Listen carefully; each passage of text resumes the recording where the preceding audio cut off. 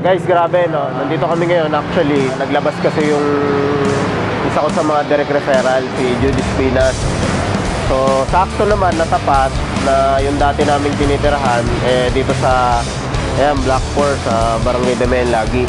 Yung nakikita mong iskinita dyan, yung pinaka-iskinita na yan, yung malapit sa San Pedro, dyan ako lumaki, dyan ako tumatambay before. So, kasama ko dyan mga barkada ko dati, tambay kami. So ito yung lugar namin before na kumbaga kung isipin mo parang ang hirap paniwalaan na pwede palang mabago yung isang kagaya ko na dating squatter, lumaki sa squatter, na pwedeng tumira sa kondo, pwedeng magkakotse o pwedeng matupad lahat ng mga pangarap mo. Guys, kung ikaw member na, nasaswa ka na, simple lang gawin mo, magtuloy-tuloy ka lang. Kasi kung ako nagawa ko, sigurado ko magagawa mo rin. Kasi pare-pareho lang naman tayong member na eh.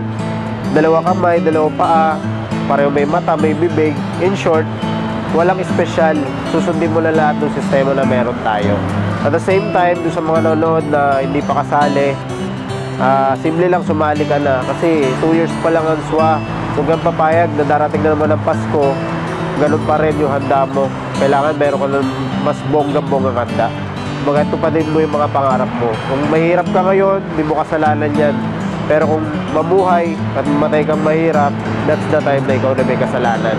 Kasi sa dami na opportunity dumating sa'yo, kahit isa, wala kang grinap. So tignan mo ako, balis ako sa lugar namin, na bago yung buhay ko dahil sa SWA.